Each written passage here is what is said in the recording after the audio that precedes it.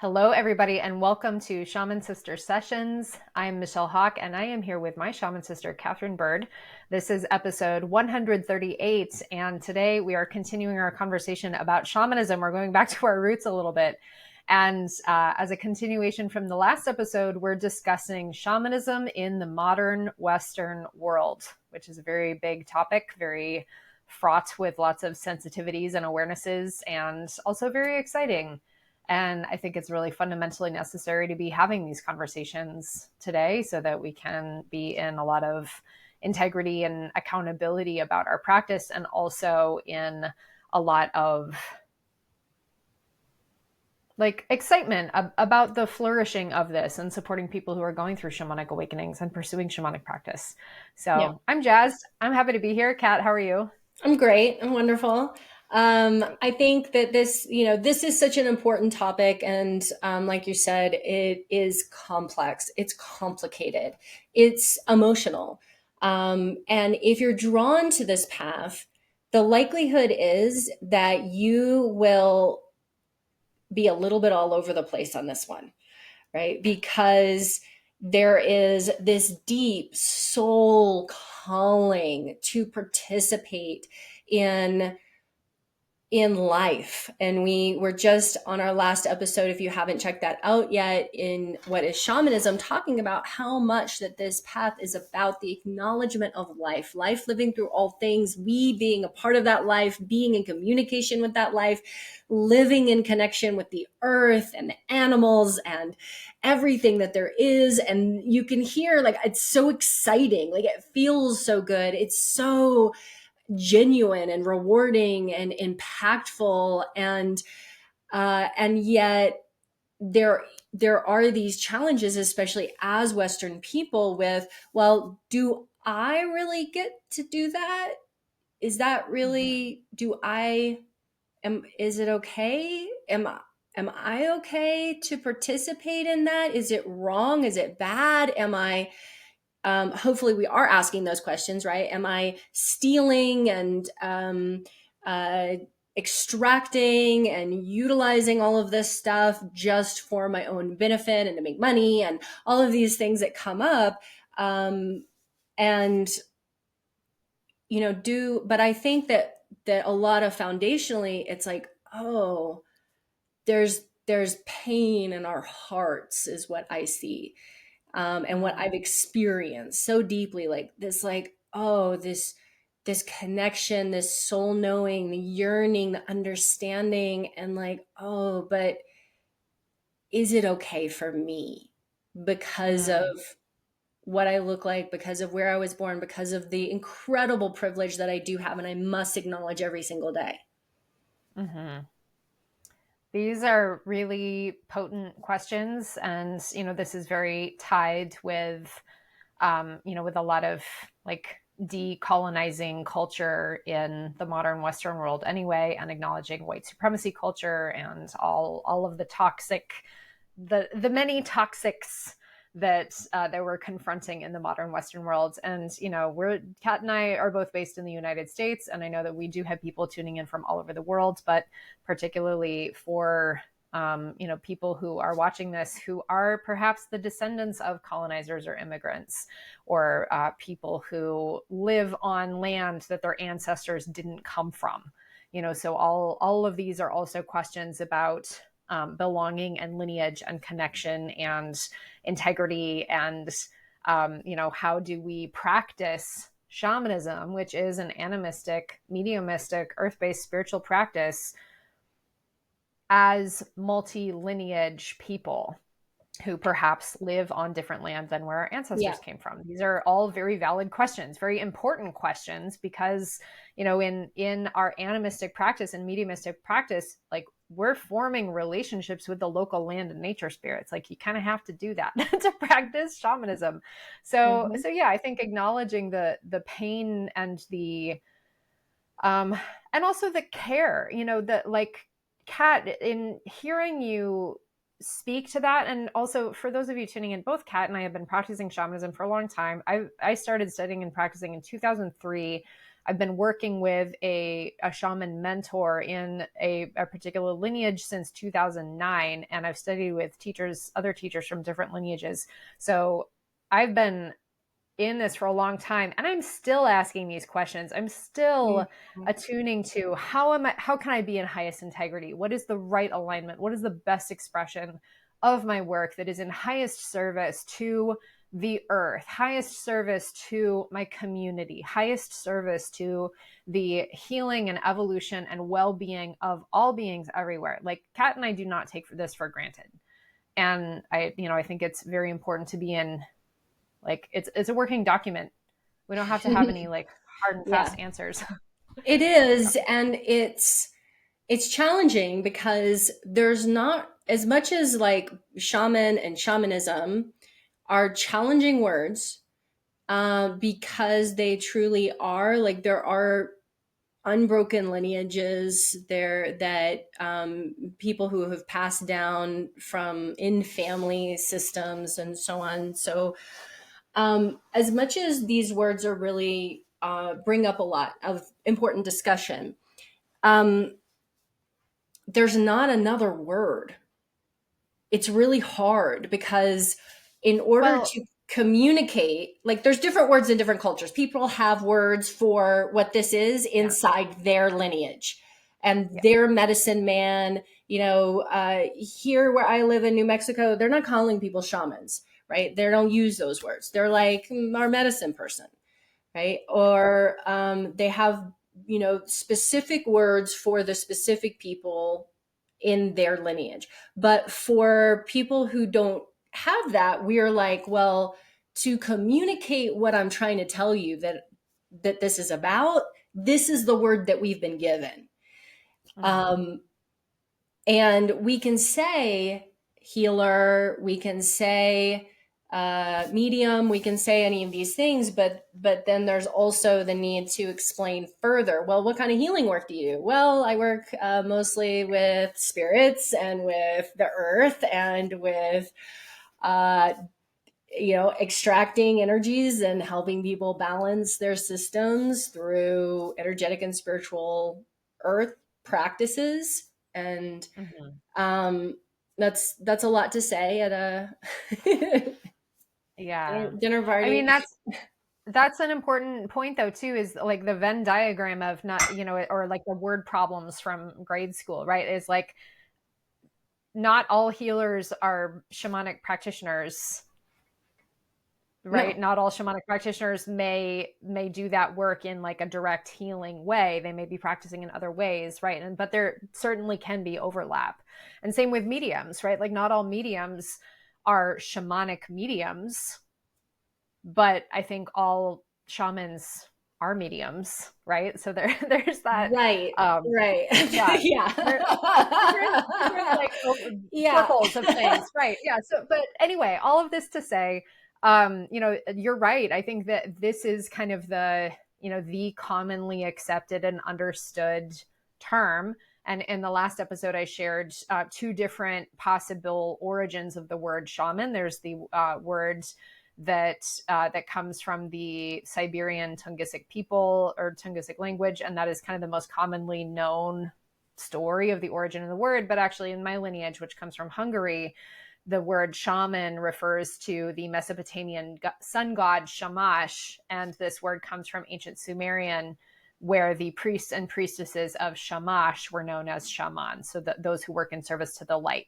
So a different story of the origin of the word, but all of that to say, um, the looking at some of the universalities of where this practice comes from and how we're relating to this practice as modern Western people. So let's take a moment to look at some of the challenges of that and some of the questions that necessitates and brings up. As modern Western people, I mentioned one of the considerations is you may not live on land that your ancestors came from. And in the United States, we have a lot of people here who are the descendants of colonizers, immigrants, enslaved people, people who came here by choice or not by choice, people who came here as an exciting opportunity, or people who came here because they were escaping famine and war in their homeland. And, so it's really like there's a lot of different energies already at play. Hi. Well, In everything crashed. So sorry. Oh, Can you hear me? you're back. We can hear I'm you. back. I crashed. Everything That's crashed. okay. We were just talking about, getting into some of the fraught pieces of living, living in the modern Western world and being the descendant of people who weren't born here, right? Yeah. So there is this, the like my lineages that I work with, I do have blood lineage connection to some of the lineages that I work with, but it's not an intact.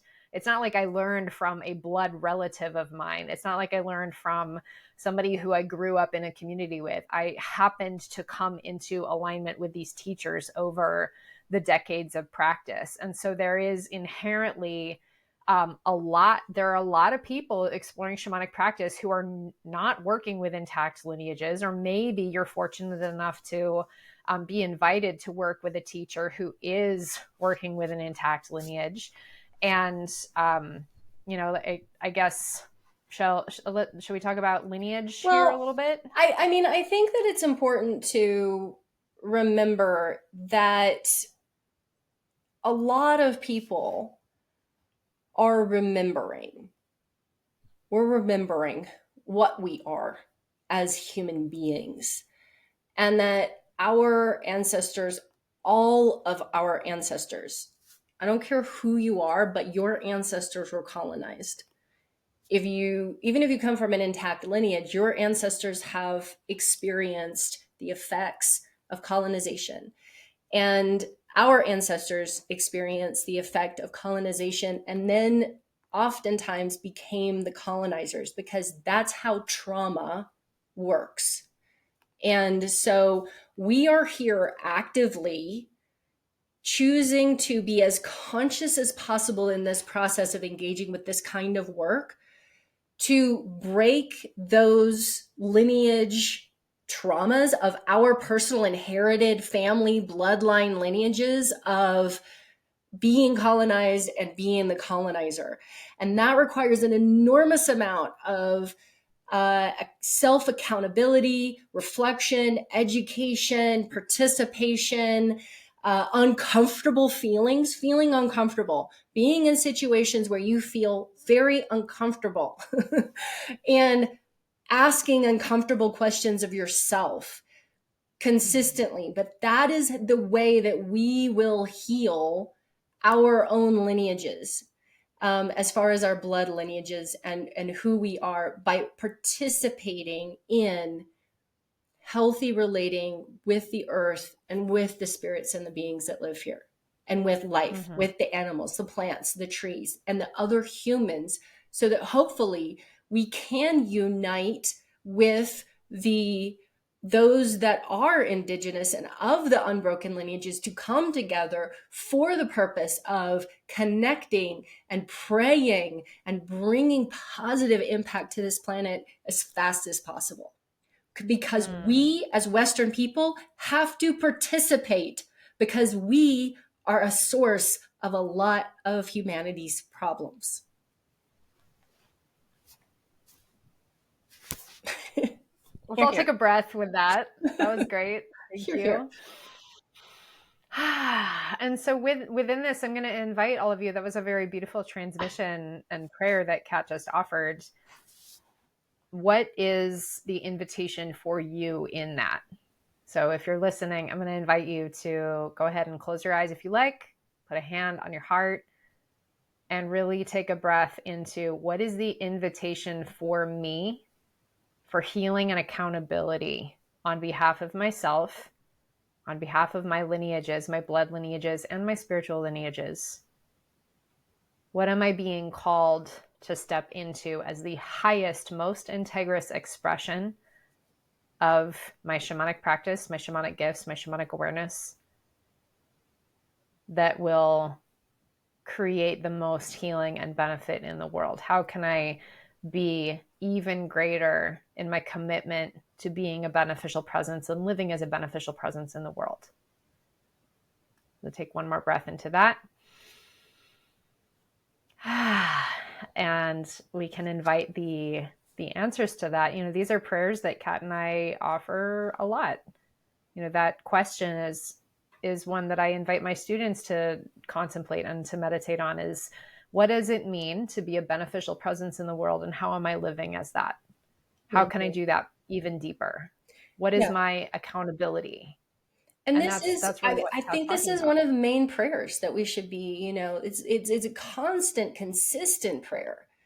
And because when we're making this kind of prayer, then the next piece of that prayer is, what do I need to do to be able to show Mhm. up in that way? What do I need to heal within myself? What do I need to change within myself? Like being able to understand myself, to love other people, to, all of the things that we need to do to be able to step forward if we're holding such a pure intention of how we want to show up. And sometimes that actually stepping forward piece is the scariest and most challenging part, because some of the questions that we were sharing at the very beginning of the episode, the whole like, what is my place in this? Do I get to do this? Do I get to practice shamanism as a modern Western person? Is that okay for me? It can feel very terrifying to feel, and I'm sharing this also from personal experience. It can feel very terrifying Mhm. to know and to trust that I have been as committed to my studies and my practice as I have, that I have been working with teachers and devoting myself to practice as long as I have, and to know my own commitments and my own agreements with spirit and my own guidance screaming at me to share my work.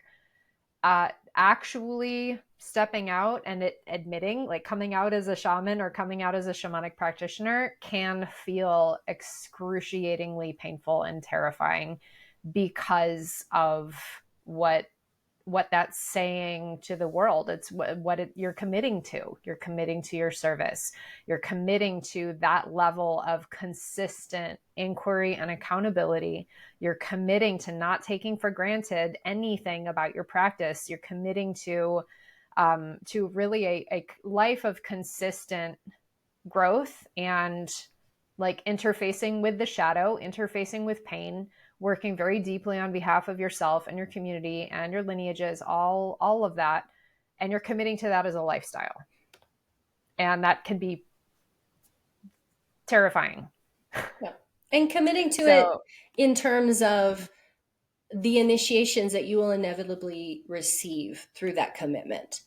yeah. Because, maybe we'll talk a little bit more about this on another episode, but the uh, the commitments, the prayers, the offerings that you're making of your life. And when we say offerings, and I'm like, okay, so you make an offering, maybe you some cornmeal, some oats, some tobacco, some flowers, you're offering. But I always look at those offerings that's a representation. Yes, this is a representation of my offering, my contract, my agreement. And I am offering life. I am offering my own life force towards harmony on this planet, towards healing, towards growth, towards evolution of consciousness, towards uh, something beneficial and good.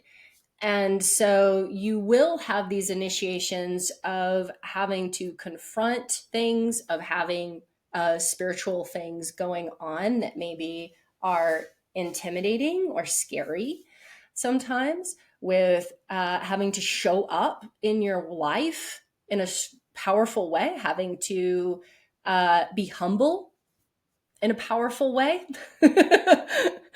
And all of those things are part of the path. You can't just get this is so cute and easy, and I'm gonna put on an outfit and I'm gonna, like, burn some sage and like that's what I, that's what I am. It's like, no, this path will test you and push you and Mhm. refine you as a human being. It has to. Yeah. And that's part of I think a different cultural understanding than we really have here in the US, because in the US we've have a lot of like, the Instagram shamans, like, oh, and here I am wearing this really beautiful feather thing. We're But we it's and like we you know we have Instagram. Like you might be watching this on Instagram right now, right? possibly, right. And so, but there's, you know what I mean though? There's like a curated, like, spiritual, like, the clothes and the look and the like It's very beautiful white and sunset. cream colored. It's very Yeah. beautiful. It's very thin. It's very white. Yes. And So there's that, like, it's this weird glamour. And I look to many other cultures, and like, people don't want to be shamans in other cultures. People are like, someone who I know in a South American lineage in Peru, was so upset as a child that he was chosen to step into shamanic practice because he knew everyone in the village hated the shamans. They were feared, they were hated, they were rejected. He was kicking and screaming about it, and he was trained as a medicine person, and now he serves as a medicine person, and he's actually very well known, and he has people travel from all over the world to study with him. But as a child, being chosen to step into this, he was so upset because he knew, again, the village was fearful and rejecting, because of the type of spiritual frequencies and the pain and the dis-ease that shamans must work with. Like, we do work with the shadow, we do work with some scary shit. We People come to us with spiritual psychosis, with entity attachments, with deep wounds, deep traumas, traumatic death experiences, past life, pain, all sorts of stuff that we do work with. So it's this very weird phenomenon to me to have the modern Western, very glamorous vision of what shamanism is or who shamans are, and then to know someone who was kicking and screaming about, I don't want to be a shaman, I don't want to be a shaman because everyone will hate me. well, that And this is I think we all, well, most of us, if we're really taking this like seriously, if we're having a serious experience, like we're having that experience ourselves. I know I had that experience myself of being like, I don't want to be this. I don't want to be this. I don't want anybody to see this. I don't want anybody to know about this. I do not want to know. I do not want this to be a part of my life. I did not want this. And mm, this is a big why this is a really focus in the healer's process and my healer's process book and my program is really in bringing to the surface, like you need to bring to the surface your fears around this, about what yeah. you're really afraid of. What could be the worst thing that you could imagine about this path? Because I think that people sometimes, Michelle, something that you've said so many times is like Spirit has a really great marketing department. Like you go and you have this experience and you're like, oh my gosh, it's all light and beauty and sparkles. And they're telling me I should be this thing. And then you start being that thing and you're like, oh no. And so I think that we have to look at like what are our fears of, because sometimes people get onto that path with that, awakening that Mm, seems so sweet, and then they start to come up against some things that are challenging. And I think this is where we see a lot of times where you'll see some kind of practitioner and they'll kind of like turn back to Jesus, or they'll be like, oh, this is bad. This is, you shouldn't follow this path. This is dangerous. This is scary. It's like, yeah, that was your initiation and you didn't like get past that initiation. yeah. You've turned Well, that back. was your It's shamanic okay. initiation and you failed. All right. You turned back. It's all right. But Yeah. also, you turned Yeah. back. Yeah, it's not for everybody. Right. And yeah, it's funny, Kat, I never had the like I don't want to live this. My resistance and my fear, and maybe for those of you tuning in, like I remember I had a journal, and I think I've referenced this journal a couple times on our podcast before. A journal that I had when I was maybe 12 years old or 13 years old. And this journal had a list of the superpowers that I wished I had. And I found this journal, I don't know, maybe 10 years ago or so when I was moving. And I looked back in this journal and I saw the list of superpowers that I wished I had as a kid. And it was, I want to talk with animals. I want to be able to heal people with energy. I think somehow I had read a book where there was like some magical person who was like healing people with energy. And so I put that on my superpowers list. I want to be able to like make potions with herbs and plants. I want to be able to fly, and like, astral travel is basically like kind of flying. And so I looked at this and I was like, oh, I always wanted to practice energy work and shamanism. That was always a desire of mine and something that just made so much sense to me. And then when I found shamanism, when I came across shamanism, the sense of relief that I felt for having something exist that was what I felt already. So my resistance was never about, I don't want to do this, I don't want to practice this. My resistance was about, I don't want other people to know. I don't Yeah, I mean, want, me too. I was really happy to be like, I mean, I don't know if I was happy is the right word, but like, I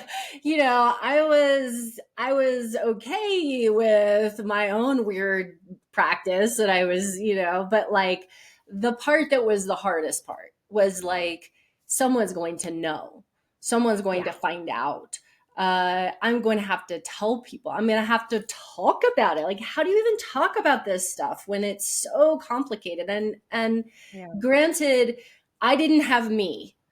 I didn't have podcasts. There was no YouTube. There was no Facebook. There was none of that stuff existed when I was going through my shamanic awakening. So I didn't even think to look on the yeah. internet. Well, I mean, there's definitely a lot more now than there used to be. So this is another challenge and another, kind of learning curve of practicing shamanism in the modern Western world is how do we, like, I've even seen, and somebody else I follow posted an article or wrote an article about something he came across. It was like, become certified as a shaman in 3 days with a face that looked like this, like a scream face. And I was like, what the heck? There's this like, almost because of the like hyper availability of this, there seems to be, that dilution aspect and kind of the modern Western consciousness around open source secrecy is bad. I mean, this is a whole other thing, looking at like the cultural shenanigans we're working with around entitlement to knowledge, like, oh, if you're keeping secrets, that's a bad thing, I deserve to know, like this very egalitarian consciousness. And also the like the hyper individualized hero's journey ego consciousness around the me my that we were talking about in the last episode. All of this in the modern Western culture is so antithetical to shamanic consciousness and to mystery school and wisdom tradition consciousness, which is very much about secrecy is there for protection. Not everybody gets to know everything right away, and that's a good thing because not everybody is ready to know everything right away. Also, the knowledge coming through direct transmission and experience, whether from initiations that Kat and I were referencing already, these shamanic initiations, or whether from direct spirit transmission or over time by observing your teachers without them actually telling you anything, but you just observe over and over again. And again, that like there's like this very extractive and very entitled piece present in the modern Western consciousness, again, that is so antithetical to shamanic awareness, because the nature spirits and all the spirit guides and beings do not have to show up to help you. They do not. They owe us nothing. They show up when we have relationships with them and when we're in reciprocity. The spiritual forces that come through us as vessels are not, like, we are not entitled to their power. We are not entitled to healing. They offer it out of compassion and love and out of honoring the agreements that we make with them through our consistent service and devotion. And all of that is inherently not part of our modern Western entitlement ego culture. Yeah. And I think that it's really important to understand that no matter how much you think you love everybody and you love the world, no matter how like full of light you feel, no matter how much you can tune into a unity consciousness field, you have like white supremacy, racism, colonization, imperialization, uh, extractive mindset, consciousness within your system that must And be this examined. It has to be examined. It has to be and this looked is at. for everybody. Everybody, like, Yeah. you know, and like it is like, let's be real. This path has power in it. There's power in spiritual relationship. There is power in energy cultivation. There is power in being able to shapeshift. There is power and influence in being a leader. And those things, when in the hands of someone who is not constantly and consistently looking at themselves, looking at the reasons why they're doing things, looking at the relationships, looking at their position in community, looking at their effects on others, looking at all of the things, those things can turn very toxic very quickly. And that is why we see so many people doing harm under the umbrella of shamanism, medicine work, these kinds of fields.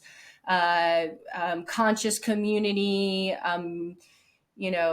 energy based communities where they're doing practices and healing work, because it is responsibility. And let's be real about the fact that you can see this especially in America with this idea that we should be given freedom, but we don't have to have any responsibility for being like a good person or being participatory in the community, that we're not participating in community hardly at all in the United States. And yet we want a lot of personal freedom. And so then when you start to layer this stuff on, then we can become a problem pretty quick. Yeah. Yeah. Entitlement definitely translates into shamanic practice and spiritual practice in a really yucky way. Yeah. And And you're not entitled that's, to teachings, you're not entitled to a teacher. Like, it used to be much harder if you wanted to train with someone. The amount of effort and work that you would have to put into training with someone. And I see it in indigenous communities. I see it in where it's like we sort of look at it from, oh, well, then I'll just like show up for ceremony, I'll show up for the class, I'll show up for the teaching, oh, I gave some money or whatever, and that's that. But traditionally, no, you show up and you cook food and you clean and you chop wood and you haul wood and you give extra offerings for your teacher, and you take care of them when they get old. When uh, practitioners and healers, medicine people, so on, and elders are cared for in traditional societies, and we don't even think about it. We don't even think about, oh, how am I being of service beyond just giving my money, because we've all become so conditioned that it's just all about money. Um, and yeah. that is a different mindset to be in, to be like, oh, how am I'm showing up for this teaching, how can I also show up in other kinds of service in my community, or, for the group, for the teacher, whatever. I'm not saying anybody needs to come here and clean my house or something, but In your house. Yeah. if you come I don't over, clean mind. up after Yeah. yourself. Yeah. That's a really important point, is like there's again, that modern Western frame of like being the customer or the client, and versus the like being a student and a steward. So we Right. can think about that for a moment, about like the again, back to the whole Instagram shaman thing. Like everybody out there, including Kat and myself, we have websites and we have invitations for people to come work with us and study with us, and that is how I make money. That is how Kat makes money. That is how I buy food and pay my bills. And also, it's really fucked up that that's how things are, but that is the necessity. We're dealing In with it. We're dealing with We're it. dealing with it, right? Because we live in this modern Western world, because the shamanic practice that we are working with does not have an accounting for, does not have a system for an apprentice to come live at my house and cook and clean and run the errands, etc. Like I have to have money to take care of that. And it's also like, the whole, and this is a different episode entirely about like, should we charge money for shamanic practice, right? And because there's definitely people who are like, well, why would you charge money for your spiritual practice, or you should not charge money for your spiritual or shamanic practice? And to that I say, bro, if you want me to keep doing what I'm doing, I got to make money somehow. Like I cannot have a full-time job doing something else and also devote the time and the energy to my clients, my students, my own studies, my own growth and practice and continuing education that would be required for me to be in integrity with my shamanic practice. So there is this the kind of weird commodification of announcing Yeah. on here, like we do, that Hey, come I work teach with an us. Buy alchemy my course. book. It really helps, But Right. if Yeah. in the ideal world, I think in an ideal world, I don't think Michelle and I, we would both like to just do our work for free and just work for people and be like, oh, my home is taken care of and I have food to eat, and I know that, right, like I'm gonna be okay. Like that would actually be the ideal scenario, I think, for maybe you too, right? Like maybe this is what we would all want, but it's not where we're living right this minute, and hopefully we're transforming that Yeah. somehow. Yeah, and I think there's that other piece around, you mentioned, Kat, the in wisdom traditions, societies, or indigenous cultures, or however you would like to refer to it, there's this ethos around caretaking elders, caretaking vulnerable people, etc. And so then, a further layer of this is people showing up to receive trainings in shamanic practice from the frame of, I am the client, I am the consumer, I am the, here to receive something for me, and then I take it away and put it into action in my life, versus how am I showing up as a student and a servant of the mysteries themselves, of the lineage itself, and how through my continuing actions and contributions can I ensure the continuation of this lineage? How can I ensure through my behaviors the support for this wisdom to benefit not only me, but everybody else who might need it?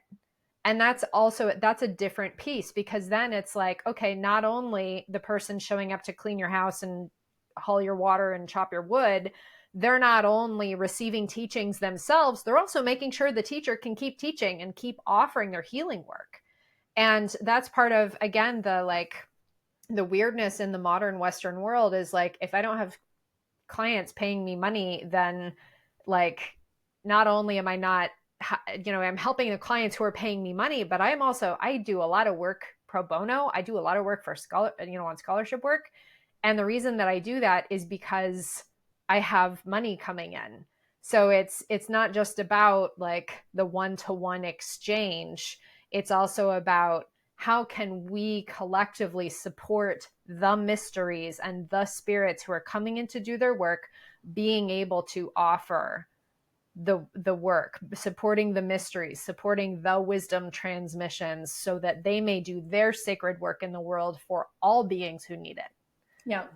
And so this is another thing, right? It's like now we're hitting up against something else that's very complex and complicated because we've got money involved in it all of a sudden, and that makes it even weirder, right? Where like some people are charging tons of money and they're millionaires, multi millionaires, and some people who are the best practitioners I've ever met are barely surviving.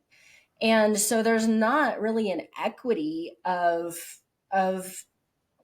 how that even works. And so it is really complicated, which is why it's like these are complex things, which is why we help people with this stuff. Because for each one of us, we must go through this journey of understanding and unlocking these very complex things within ourselves and our communities and with our clients or our teachers, and so that we can get to that place of a higher relating and higher contribution and participation, and something that we want to see, which is a healthier society where we are caring for our elders and we are caring for our teachers and we are caring for our lineages and for the land and all of the beings of the land, and for ourselves in a very beautiful, profound way, which is not currently supported under Western society. Yeah. So Yeah. There's a lot. And obviously, again, as we said when we started this episode, this is very fraught terrain. right. We Fraught with Yeah, peril, as one of my fraught dear with friends. This is fraught with peril. yeah, and fraught with, a lot of wounding and projection and sensitivity and vulnerability and touchy feelings, right? And we did not even really touch upon the very real concern and issue around cultural appropriation or extraction. Like, we didn't even talk about that. So I Yeah, don't I know, mean, maybe we're we sort do of saying like another we have to episode. look at that because we do have to look at it. Yeah. And we do Yeah. need to educate ourselves and look at where we're being extractive, where we're not honoring, where we're just taking something and immediately monetizing it or immediately using it in a way that maybe we haven't really been taught. And uh, it is it is hard because a lot of times, people who have been highly trained, highly mentored, highly given the initiations, given the prayers, given the songs, given the things, those people will receive the same amount of, um, negative feedback as the people who are just brand new and just showed up and we're like, oh, this is amazing. And now I'm just gonna like put all this on me and then take it out and sell it. And so it's hard to tell on first glance sometimes who those people are. So it's important when you're looking at people to train with and study with, or to like whose teachings am I resonating with, to look at, has this person been around for a while, and what is their heart in this space, and what are they trying to do and trying to create um, in this very challenging environment, because we don't want to just be harming the lineage holders and the medicine carriers and the people who have suffered so much at the hands of our ancestors and our society that we've been participating in building this whole time. Yeah. Yeah. There's a lot we can go into here. Do you think we have time to do a couple more little tangent dives on this? I Or don't know. Maybe save we that should for we should other do episodes? another episode, but Okay. it's yeah, I think maybe this episode really, it's like we're here to ask more questions and have answers sometimes. Yeah. And I think that's honestly, that's an important part of like shamanic practice, is Yeah. asking a lot more questions and then having answers, being willing to be not knowing, being willing to be Yeah. like, wow, this is complex and complicated, and I don't know, and I'm just going to sit with it and feel and ask hard questions um and be with, you know, these things and look at like, what's my impact and I'm having. Awesome. Okay, let's save it for another episode because this one's getting a little long. All right, y'all. We know there's more stuff to talk about. We're not done. You'll just have to stay tuned and circle back around. With that, as I mentioned, both Kat and I offer support. That you can work with us if you want to. And we have models for that. We have, but here's the deal. Here's the deal. One of the ways that we work through this, like one of the ways, like sitting with this, it's like Michelle and I have many ways that you can participate in receiving support. And those ways include free things like this podcast that we put a lot of effort and energy into. And it's just hundreds and hundreds of hours of us offering support. And Michelle, give us a free thing that you've got right now. A free thing you can download from my website. I've got a free guide on how to activate your shamanic gifts. So Beautiful. Go download that from my website if you're working with your shamanic gifts. So another free thing. Woo-hoo. A free thing. I have a free thing on probably my website or my link in bio, whatever. You can get the introduction to my book, The Healer's Process, in a somatic energy practice. You can get a 5-element journey if you're interested in Chinese medicine and Qigong as a practice to help you stabilize these practices, shamanic practices and energies and mediumship things that you've got maybe going on. So, gosh, I've got so many free opt-ins. Like there's so much free stuff that you can participate in. And then we've got smaller things and little classes to help you on your path to understand who you are and to develop your energetic and your shamanic and your spiritual abilities and gifts. And then we've got larger programs and packages of mentorship and longer term containers with us to work in a deeper way. And so that's one of the things that we do to be able to be like, okay, how do we do this in the right way? Well, there's lots of ways that you can meet us and we can meet you. Absolutely. Yeah. So let us know how we can help. We're here. Yes. And if you know anyone who, here's the other thing though, too, like this podcast, Kat and I put a lot of effort and time into this. And, we're also guests on other people's podcasts. So if you know anyone who needs to hear what we have to say, please share this episode. Please share any of our other episodes. You can go back and listen to, however many hundreds of hours we have talking about all sorts of stuff. So if you're going through a spiritual awakening, if you're wanting to cultivate your healership practice, your shamanic practice, you can start there. And like we'd share practices and awarenesses and journal prompts and questions in like every single episode. Someone could probably take our podcast and turn it into like basically a free course with us. Yeah, we'll wait for AI to catch up to that. All right. Okay, Michelle, thanks so much. Thank you. Bye.